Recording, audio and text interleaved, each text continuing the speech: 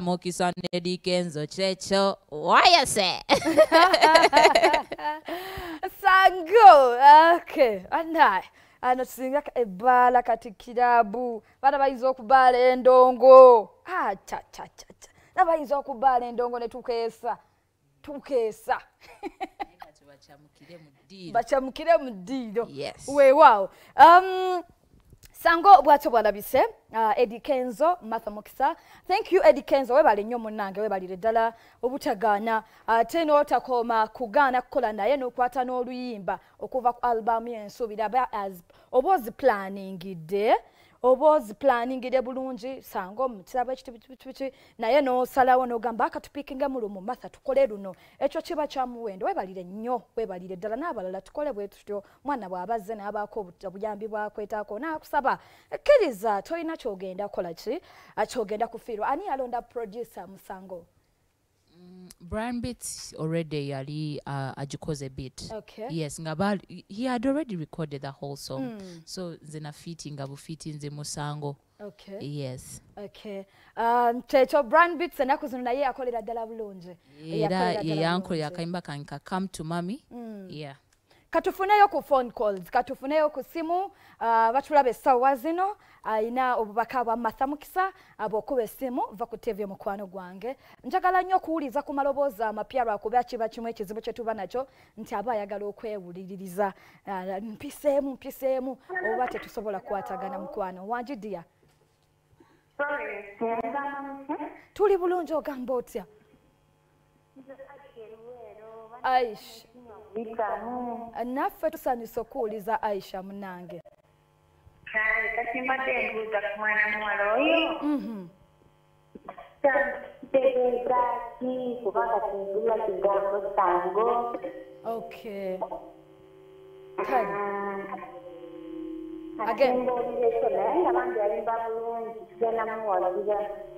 Webale kusiima mukwano.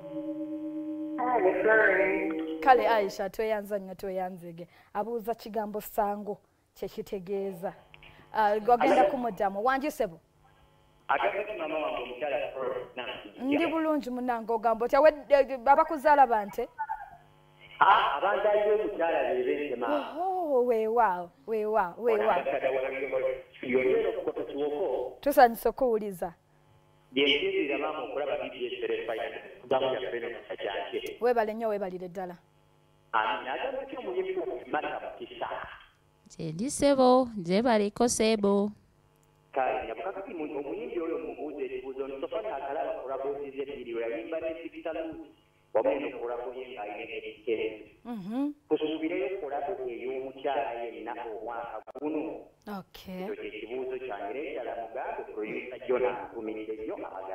ayitangayo kewa producer Jona nako kayiseewo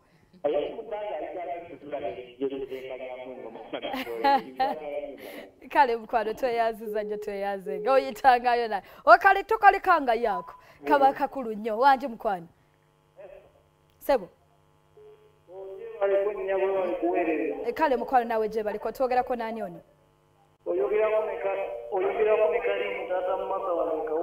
Tata Martha muwala wali wano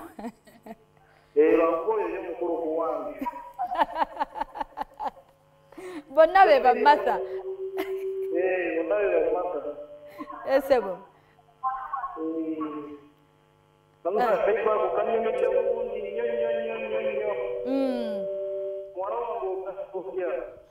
Ndi sebo jebaleko taata wange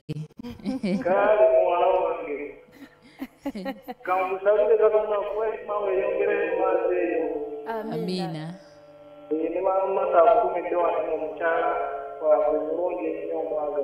Naffe tubutumiddeko nnyo Mama Martha. Munange mwebali kubeerako, mwebali kulaba BBS Telefina. Ndoza katuso tuddeko mu bibuuzo bibadde bibiri eyasoose yabuuza Aisha yabuuzizza sango ekitegeeza ki. Kati Aisha kyenjagala akole kino. Omukulu ayatambuddemu naye wanaakomawo ne tukolewo interview nga tuli babiri sango tujja kibanyonnyola kyekiki omukulu yamanya amakulu g'ekigambo ajja kwongera okinnyonnyola bulungi wasanga n'ebigambo ebimu tebirina definition naye nga just ekigambo tajja lekikwata nakinyuma bye eri naye aisha talina okumanya oluyimba lwakwenjoyinga sango luyimba kyova tugamba atayina ssente lekadakewa ebbali ebyanabisembere ffe tukyekole ate nga Eddie yagamba ye alina ati w'endongo okitegeera ali creative nnyo kati obugambo ng'obwo nga tekirina makulu nga tekirina meaning naye nakiteekawo tekiba kinene nnyo aina nekyatanatubuulira nno awe midule sidu tetumanyanga makulu gaakyo kati tusabe n'agasango tetumanyi twali abantu bali bakyali mu kukimusaba amakulu gaakyo covid weyajjira covid n'atujja ku mulamwa n'atuwesa ate muweeyaayu kale kwegamba ne batuvuga mu kasupidi omulala buuzizza basuubireyo kolabo y'omukyala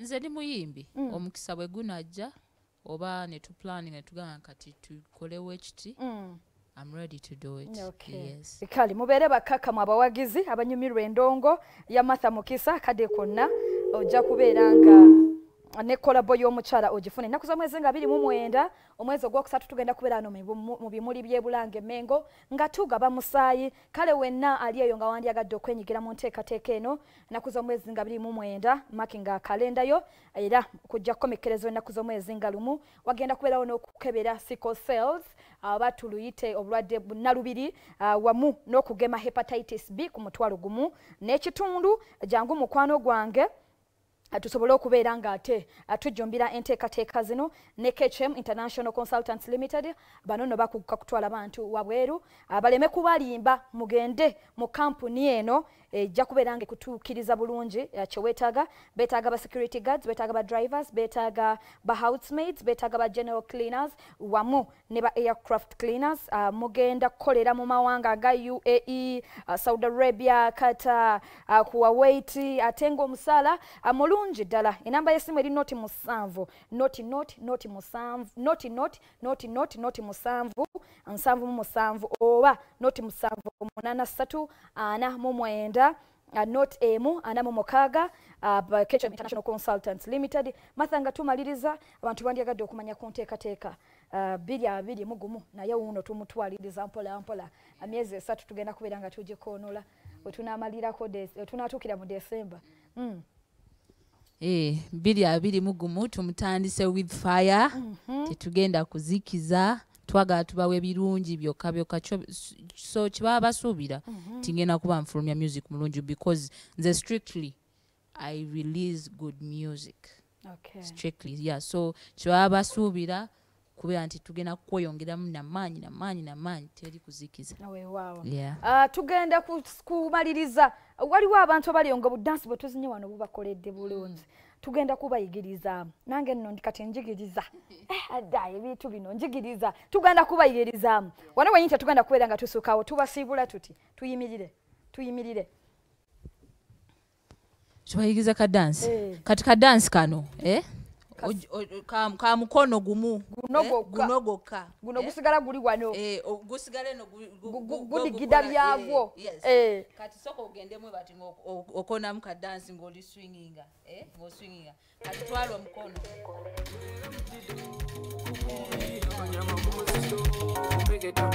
atalina ngatto mbigere gendonye kumwenge bigere